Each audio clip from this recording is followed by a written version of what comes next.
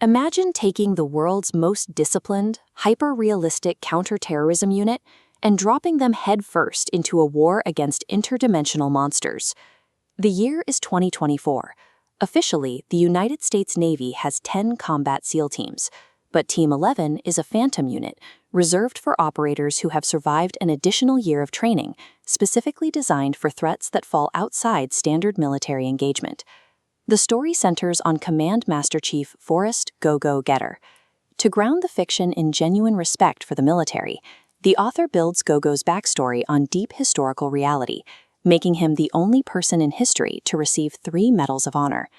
The tension of the story is built entirely on this clash, taking an ultra-disciplined military force and forcing them to execute precise tactical doctrine against an enemy that breaks every known law of physics. The conflict begins with a high-stakes mall shootout. Go-Go relies on his elite SEAL training to eliminate a 10-man terrorist squad in roughly 3 minutes, finishing the engagement before the first responders even arrive. But the post-action autopsy reveals a terrifying detail. These weren't human extremists. They are Epelts, an alien military force using skin pigments and human gear to blend in to the local population. The Epelts are systematic. They have begun constructing a covert network of interdimensional gates in isolated areas across the globe, allowing them to funnel massive armies directly onto Earth's surface without being detected by orbital surveillance. To counter this, Team 11 is stripped of standard military oversight and deployed into the Florida swamps. Their orders are to hunt down a local Epelt staging ground entirely off the grid, operating without traditional artillery or air support. While Go-Go's training won the mall shootout, the swamp presents a different problem. Tracking an enemy that uses dimensional rifts to vanish mid-combat means Team 11 must now incorporate these alien anomalies into their patrol tactics just to keep the enemy in their sights.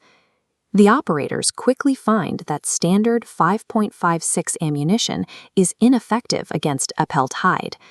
To stay lethal, they adapt, outfitting the unit with man-portable railguns and high-yield plasma grenades recovered from the enemy. The upgrades reach into their biology. Each operator is fitted with a cybernetic bionetwork linked to a tactical AI named Randy, which provides real-time data processing and threat detection directly to their neural interfaces. They also recruit essential assets from across the dimensional tiers. General Kevlar, an Epelt defector, joins the squad alongside Melissa, an elven doctor, and Master Gunnery Sergeant Easter, a hulking orc warrior who brings advanced plasma technology to the team.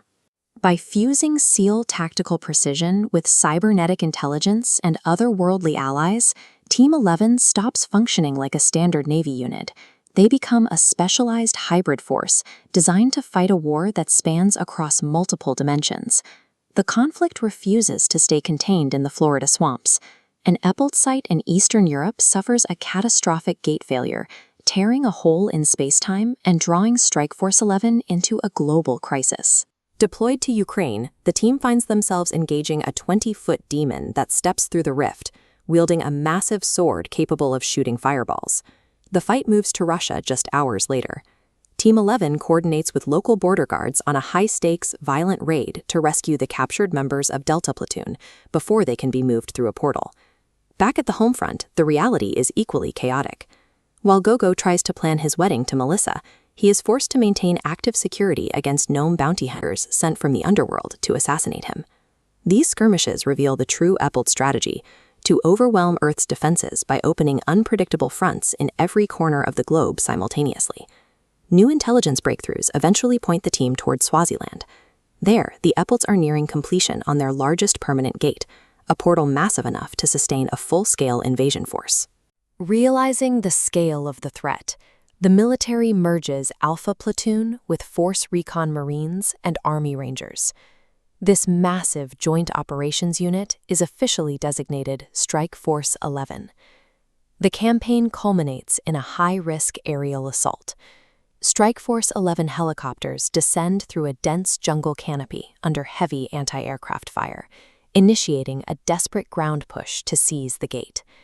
The success of the mission demonstrates a new reality. Humanity's survival now depends on its ability to coordinate massive, synchronized strikes using a blend of human and alien technology. Tactically, the Swaziland assault is a breakthrough. Strike Force 11 secures the compound and disables the gate's self-destruct mechanism, preventing the Epholts from wiping the site off the map. But the victory comes with a devastating loss. During extraction, a sabotage-induced crash takes the life of Senior Chief Holly, Gogo's closest friend and most trusted operator. Searching the wreckage, Gogo is unable to find her body. The only thing he manages to recover from the Swaziland jungle is her charred set of dog tags.